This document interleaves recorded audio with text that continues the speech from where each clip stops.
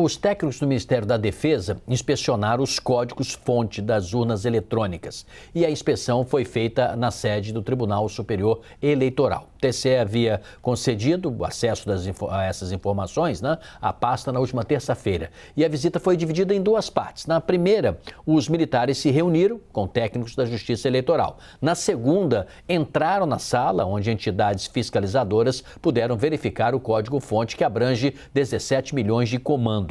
Os representantes da defesa têm até o dia 12 para analisar o código. E é sobre isso que a gente vai conversar agora com Giuseppe Janino, ex-secretário de Tecnologia da Informação do TSE. José, primeiramente, boa tarde, obrigado por aceitar nosso convite e nós gostaríamos que o senhor explicasse para a gente o que é exatamente esse código-fonte, por que ele é importante e se uma inspeção fiscalizadora dessa é suficiente, eventualmente, para se identificar algum problema. Bom dia, Sidney. Bom dia, Luciana. Bom dia aos ouvintes. Realmente, os códigos-fontes são os programas que fazem o funcionamento de todo o processo de eleição, que vão desde o cadastro eleitoral, a votação, transmissão de dados, totalização, entre todos os procedimentos que são realizados no paradigma digital. São mais de 100 programas. Os programas são linhas de comando, são escritos em arquivos e são chamados de códigos-fontes. Eles são desenvolvidos exclusivamente pela equipe técnica do Tribunal Superior Eleitoral. Nada é desenvolvido fora. E esses códigos ficam abertos por meio de resolução, a resolução 23603, que habilita, dá acesso a pelo menos 16 instituições para analisarem linha por linha de cada um desses programas, num período de quase um ano. Então, esses códigos, esses programas já estão abertos para instituições como os partidos políticos, ordens dos advogados, Polícia Federal, Forças Armadas, universidades, entre outras instituições. Esse é um objetivo justamente de dar luz e transparência a tudo aquilo que é informatizado. Depois desse período, esses programas, depois de revisados por essas instituições, esses programas são lacrados, chamado processo de lacração, que é uma espécie de blindagem nesses programas, por meio de assinaturas digitais e procedimentos matemáticos. Esses programas ficam congelados e podem ser verificados onde eles estiverem, por meio das suas assinaturas.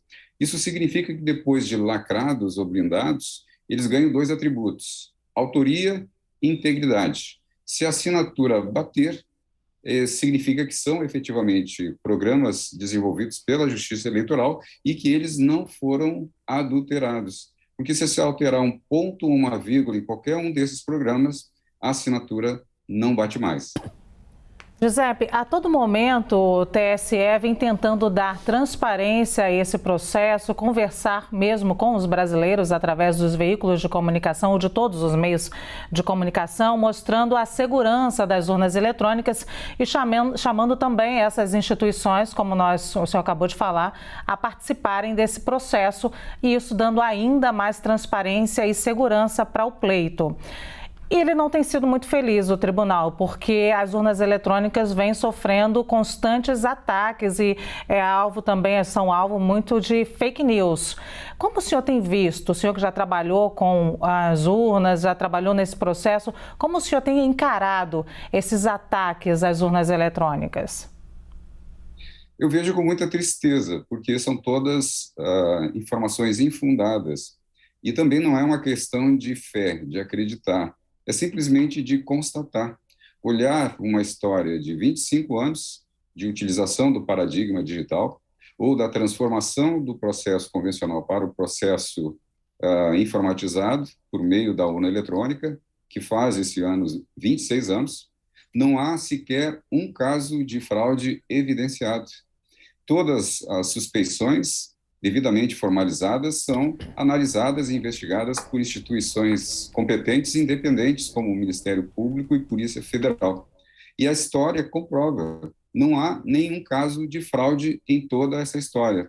Portanto, essas notícias falsas, tendenciosas, nós vemos com muita tristeza, porque desqualifica uma conquista do próprio brasileiro.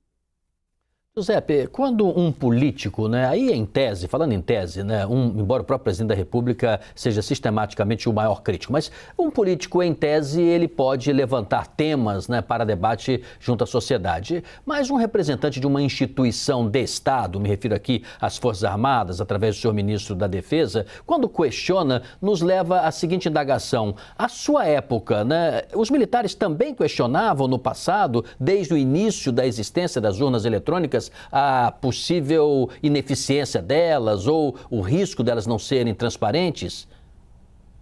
Não era comum. As Forças Armadas, inclusive, são parceiros da Justiça Eleitoral. Elas, inclusive, participaram do projeto inicial, contribuíram para o projeto inicial da urna eletrônica, lá em 1995. Uma equipe de técnicos e engenheiros do Exército, da Aeronáutica, do Instituto de Tecnologia da Aeronáutica, Instituto Nacional de Pesquisas Espaciais, participaram do grupo que projetaram e desenharam o projeto de engenharia da urna eletrônica. E as Forças Armadas, ao longo desses 26 anos, sempre foi parceira no processo de prover segurança e um suporte logístico para levar, inclusive, a urna eletrônica aos pontos mais remotos do Brasil, na Amazônia, nas aldeias indígenas.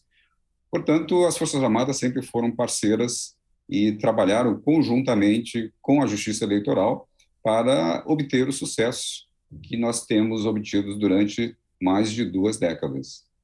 Giuseppe, ontem o presidente do Senado, ao abrir os trabalhos, fez uma defesa enfática das urnas eletrônicas, do processo eleitoral, e fez também uma crítica à época em que tínhamos as cédulas de papel. E ele fez uma crítica falando como era muito mais fácil ter as fraudes. Eu queria, de último, pegar já a sua experiência de tantos anos com as urnas eletrônicas, tentar aqui uma comparação para o brasileiro, especialmente o mais jovem, que nem conheceu as cédulas de papel.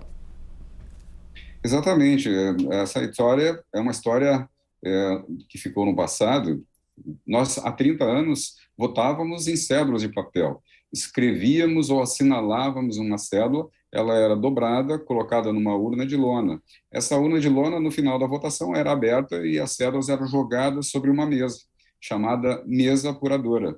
Ali entrava novamente a mão do homem, analisando aquelas cédulas, uma análise subjetiva, um rabisco poderia representar um número ou não. Ali havia vários tipos de fraude pelo fato de haver a mão do homem.